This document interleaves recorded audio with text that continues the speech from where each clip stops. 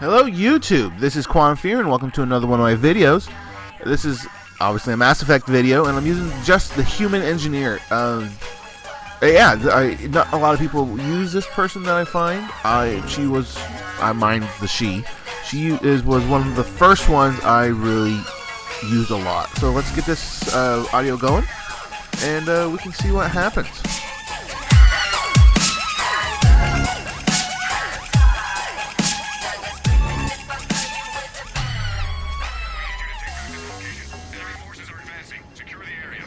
Okay, so here we go, starting out. Now, this particular build that I'm using actually is new to me, because usually with the female engineer, or the engineers, the human engineers, I tend to set up my combat drone as a distance. You know, a lot of missile, have the missile launcher and increased damage function. Other than that, I treat the engineer a lot like I do an adept, where I go for tech combos mostly, and the gun is really more of an afterthought. I am using the Locust on this one, which is a long-range submachine gun.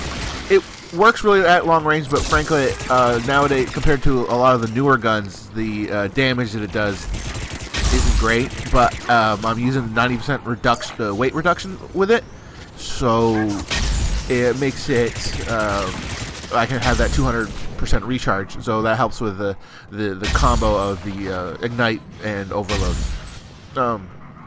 Overload is particularly useful on this map because, well, I'm obviously against the Geth, which means, you know, I have to zap their shields away. Plus, being synthetic, they take damage from that anyway, from the overload. Let's see. Yeah, see, there's what do I have on combat drone? I have the zap one, and the when it is destroyed, it explodes. So in this particular instance, you're going to see me spawning it in the middle of groups of bad guys, and when it blows up, I just respawn another one and let it do its thing. It doesn't have a lot of shields because I went for damage instead of shielding, but you know, that's part of this particular build, as it were. Before I forget, don't forget that I do now have a Twitter account set up, so go ahead and if you want, you can follow me on that. I don't go to conventions or anything, but you know, you'll at least know when I do new videos, and I might throw something up there if something is interesting, or at very least when I'm like recording new episodes of Friends in WoW, or hopefully a Friends in Gaming thing. I want to start with Xavier eventually, but you know, that's probably further down from now. Hope everybody's doing really well. It is just the beginning of May at this point, and there's a lot, and it's really quite nice outside, very sunny. So I hope everybody's enjoying their weekend, or at least whatever time it is where you are when you're watching this. Yeah, so in this game, what do we got here? It looks like we have actually a quarrying engineer, which I enjoy that one actually quite a lot, and there's a guy running around the Krogan warlord with those big hammers, which are a lot of fun, to be honest. They're a little tricky with the fact that you always have to be so close, but they're very enjoyable. This is only wave 3, so these escort missions are all such a pain in the butt. And especially when you have people who don't like to, not in our case, but not in this particular case, but you know, when you have people who just don't want to be part of the circle for whatever reason, and finish it. But you know, maybe they're milking the wave for whatever reason. I don't know. And I never quite understand it. I just prefer to get them over with, because being trapped in that area is never much fun, and I've had a lot of issues with it at times. Let's see here. Start wave 4. This is a silver, by the way. This is usually when things start really getting interesting. 5 is really when things really start getting kind of weird.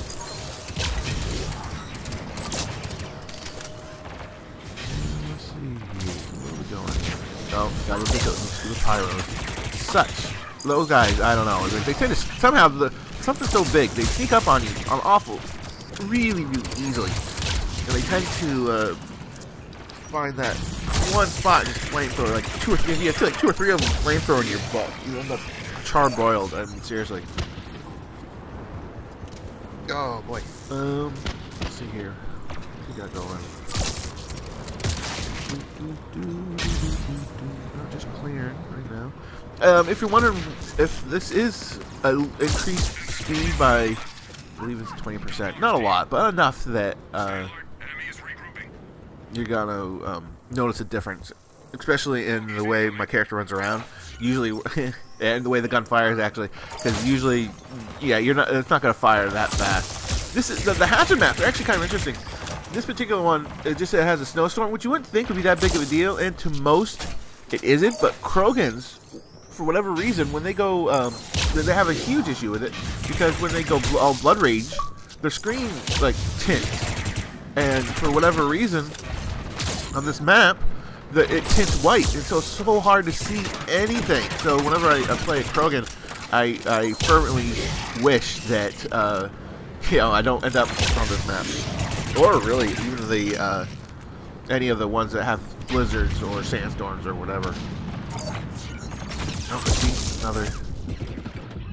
Yeah, I don't use. I do not use fitness at all. So I tend to. So my health isn't all that great. I use it enough to get to the bonus health, which I think is stage 2 at least for most of my builds, but usually I just I don't bother with it. I'm finding that the abilities are often more important than anything else. Because right there, you see, only a fully loaded overload would get rid of that guy's shield so quickly. Obviously, I'm using scope with my SMG there. It is a long-distance SMG, so like I said before, so it makes sense. I'm also using warp rounds, which I think in this case was more of a matter of I have a lot of them, and it does have a an armor reduction, which is very, very nice.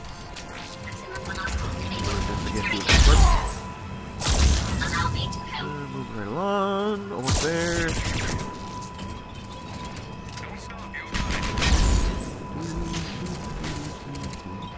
Trying to remember because I played this game a while ago. Dude, if anything really interesting happened, I don't know. I just, you know, I find this particular match remarkable the fact that I'm using the human engineer, which just is not a popular character class. I mean, there's so many of them, right? And they can do. There's some that just do so much damage that finding. And I'm not exactly the most aggressive player, so it makes things that I got a lot of assists, mostly kills or something. I don't come by all that easily.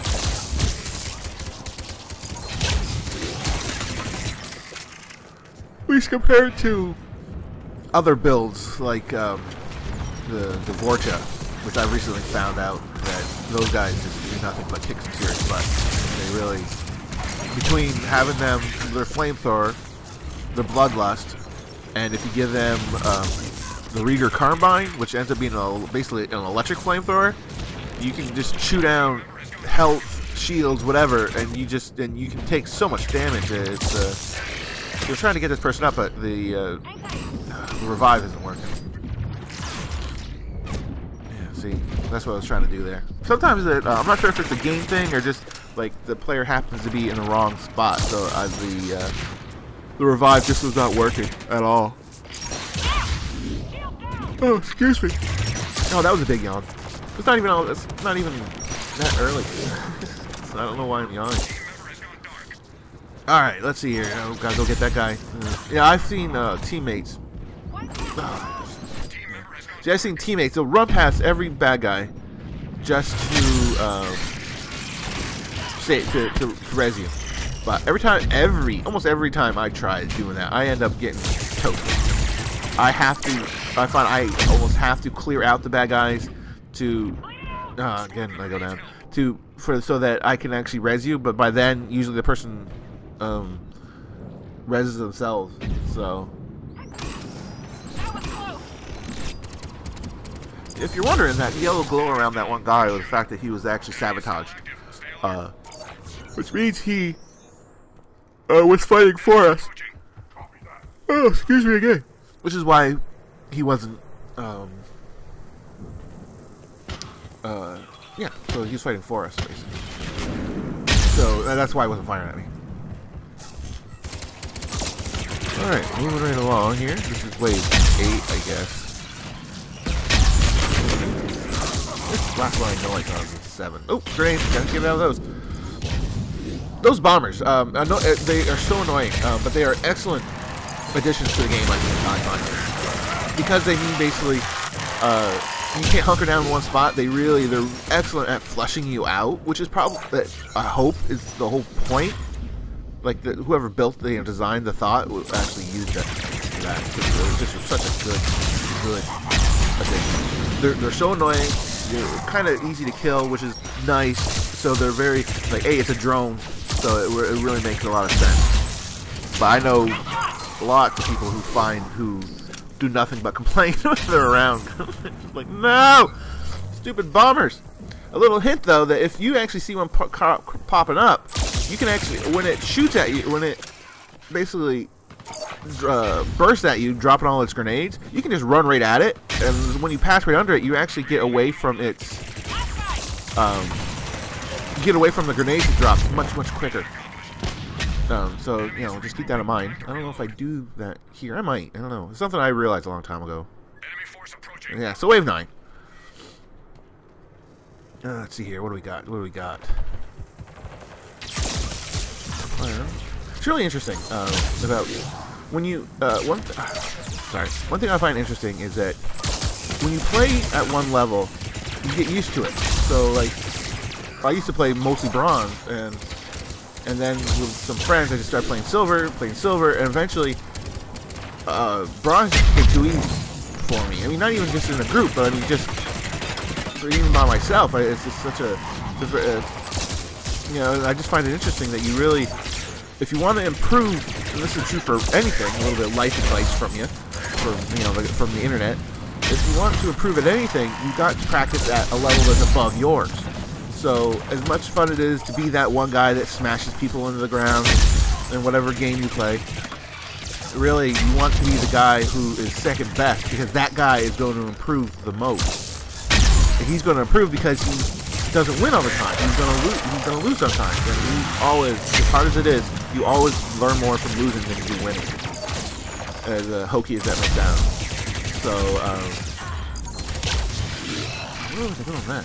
I don't know. But yeah, so just keep that in mind. You know, 25 tech kills. Yee-hoo! Alright, wave 10. This is another escort. There has to be like a package where it's just like, okay, we're gonna do 3 escorts with this package, because to me it seems like a lot of these missions are grouped up where, like, you have all escort. If you have one escort, they're all gonna be all escorts. If you have one assassination, you're gonna have all assassinations. They tend to be grouped. It's not something that you see an awful lot of. You know, what I see. Maybe it's just a fact of the true randomness. I don't know. But I hope everybody celebrated Bugs Bunny's birthday last 4 days ago. I got to watch Barber Seville. Look it up if you don't know what that is. At work. So that was a ton of fun. And that's a classic Bugs Bunny cartoon with Elmer Fudd.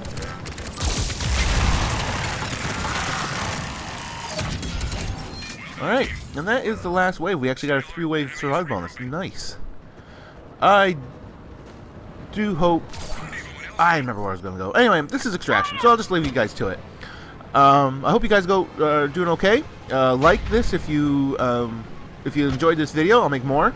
Hit me up on Twitter. I'll see what I'm up about. I'll talk to you guys later, and make sure to check out my Friends in WoW series, where me and a friend of mine just try to hang out and level up some goblins. I hope you have a great day. See ya.